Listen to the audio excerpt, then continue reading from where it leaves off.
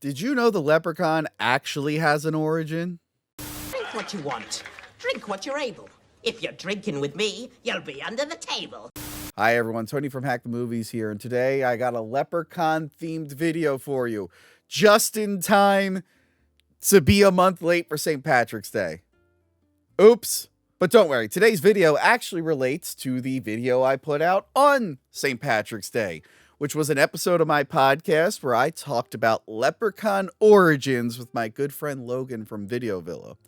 Now, you'd probably gather from the title that that was a movie about the origin of the leprechaun you know and love.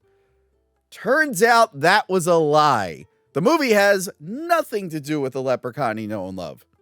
Actually, that's not true. There is one reference to the old films in the entire movie.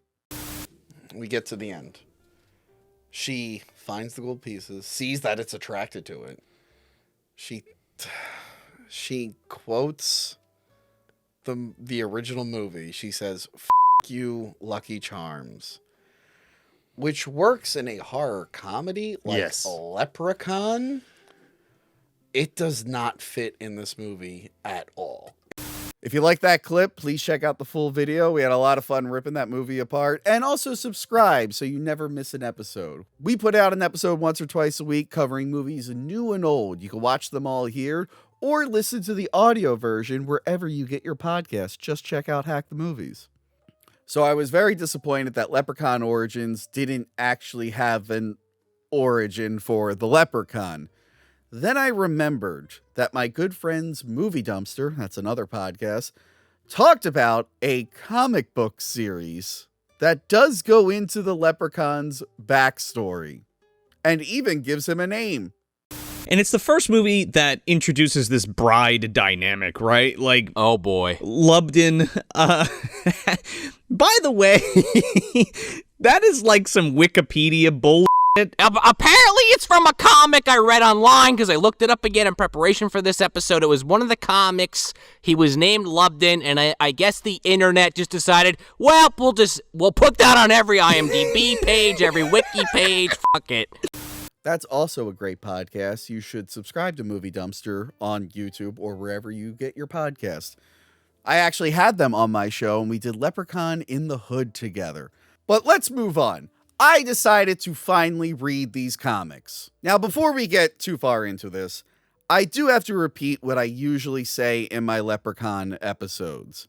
With the exception of Leprechaun Returns, it's a different Leprechaun each time.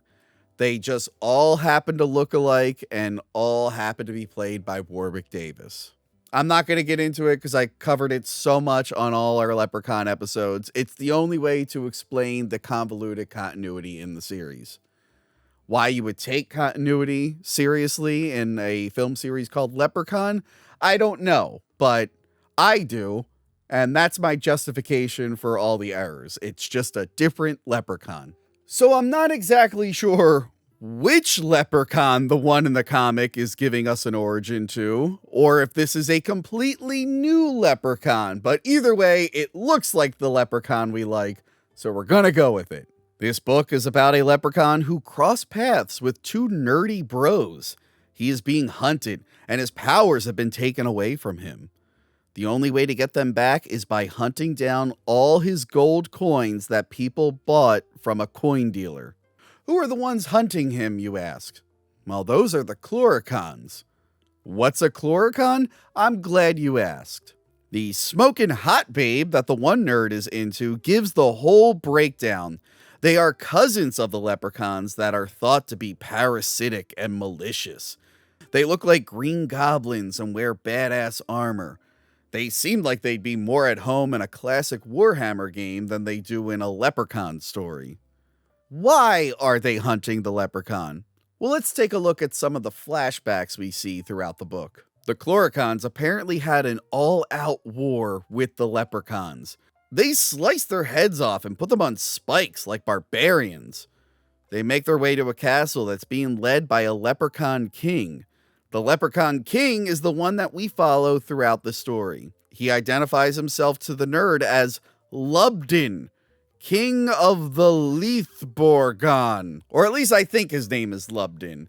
It looks like it's spelled with an I, but whenever I Google it, everyone else spells it with an L.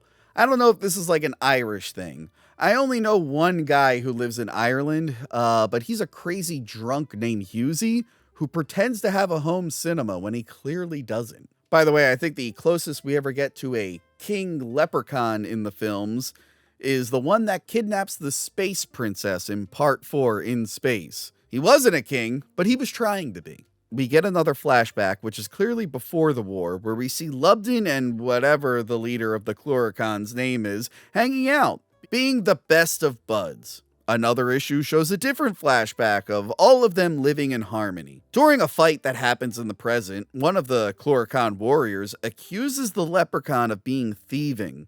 She also accuses him of being a coward and a traitor.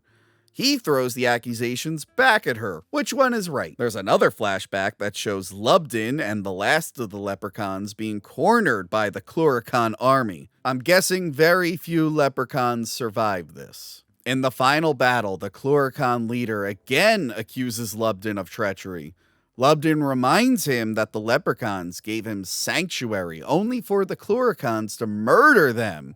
Their fight ends at a standstill. Lubden gets some of his magic back and the Chloricon leader flees and lets him know a curse will kill him in like a year, which means Lubden has a limited amount of time to get all his gold coins back. The book ends with a final flashback to Lubden and the Chloricon leader playing chess.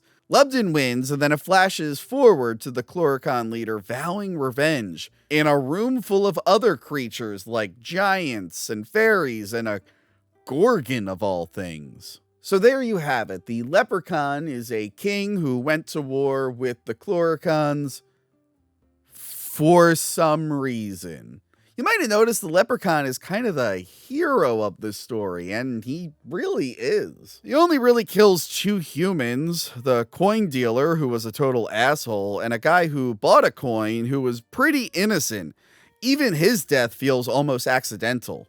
Unfortunately, they didn't continue this story, but I'm going to assume that it would have eventually been revealed that Lubden was the asshole who started it. What led me to that conclusion? It was probably all the Leprechaun movies that show them as total scumbags.